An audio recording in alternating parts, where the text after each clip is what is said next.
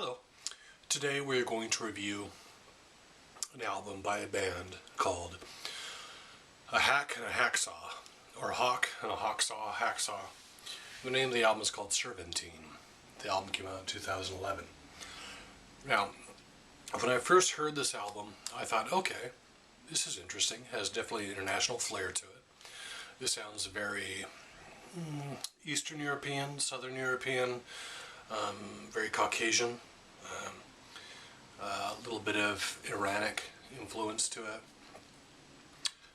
Maybe even some music that would appeal to the amateur belly dancer, or Turcophiles, perhaps. And I thought, okay, this is alright. First couple songs, this is interesting. These guys are obviously very competent musicians. Very interesting thing they're doing here. But then when I went and looked at the bio of the band, I learned that this band was American. Alright? A lot of alarms went off in my head. Like, this is an American band. Now, I don't know the ethnic origin of these two members. I think it's a guy and a gal, duo, whatever. If they're born in America, whatever. I don't know what kind of ethnic DNA amalgamation they come from. You know, maybe Grandpa played this kind of music. I don't know. But there's something about this, and I call it the authenticity card.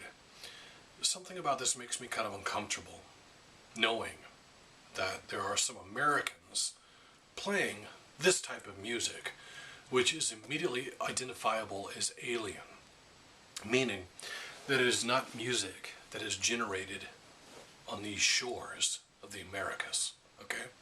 This is music that is obvious in its origin in being European, Southern European, Eastern European, Romani, Gypsy, there's nomadic wayfarers, this kind of music.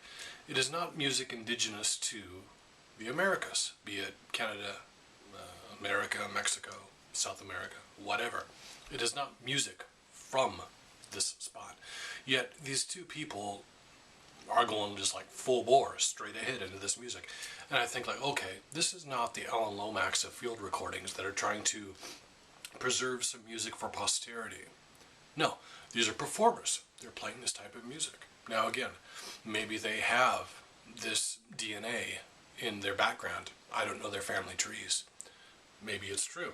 Or maybe, as my theory, is that they're just a couple of American kids trying to be hip, trying to play something different. So they go over here, oh, you know what, this kind of music over here in this part of the world doesn't really have a lot of play here in America. Let's totally cannibalize and mine this part of European culture and try and claim it as our own. Because people, namely Americans, are going to be too ignorant to notice the chord changes or chord progressions or the type of folk music that originates in that part of the world. So they'll think that these guys are playing original music, which I think is a big misnomer. Now, getting back to the band, a Hawk and a Hacksaw. Now, a lot of their music kind of has that cauldron feel to it. And by cauldron, I mean areas like the Caucasus. Okay, you have areas like South Ossetia and Georgia and Chechnya, the former breakaway, Soviet republics of the USSR. You know, they kind of have this cauldron effect where you have all these ethnicities mixed together and creating something unique. And I think that's what this band is going for. You know, it's kind of like Conan music after hitting Nitro, or, you know, kind of has a gypsy feel to it. Belly dancing, yurts, nomads. The folk traditions of that area, it reminds me a lot of maybe jugglers and acrobats and circuses. And that's essentially what this album is a circus. They lead you into the big tent and you see each of these stalls where you usually have, you know, the snake man, the mermaid, the bearded woman, you know, all these things. But instead you have the Southern European, the Gypsy, the Romani, you know, it's just cheap thrills, you know. It's not a genuine embrace of the musical culture, at least not this phase. It's just a novelty. It's just like the Starbucks version of this music. That's how I feel when I listen to this. It's essentially a circus or a novelty act. These are not archivists. These are not field recordings. This is not Alan Lomax. And again, it's the authenticity card. It's like somebody taking it from music and thinking of languages. It's like somebody who is learning Gaelic or Manx or Flemish or something like that, some dying language. And essentially, any language is a dying language if you're not speaking English or Chinese, notably Mandarin Chinese or Spanish. If you're not speaking one of those three languages, you're essentially speaking a dying language.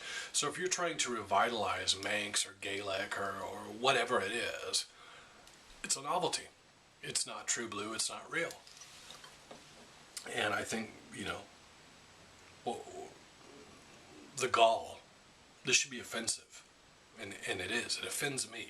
And I don't give a rip about Georgia, the country, not the state. South Ossetia. I don't care about these countries. But it offends me. It offends me. This is essentially Americans playing music. They've heard some, Georgians, or they've heard this music and they're trying to appropriate it. And it makes me uncomfortable. It's like when you hear Japanese playing Western music, okay? Or you hear an Irishman trying to sing the blues, okay? There are certain ethnic origins of music that do not link up. I know some people might say, well, you're just closed-minded, you're narrow-minded, you're racist or whatever. No, nothing to do with that. It has to do with traditions and roots of music. And I can't give this American band anything higher than a 1.5.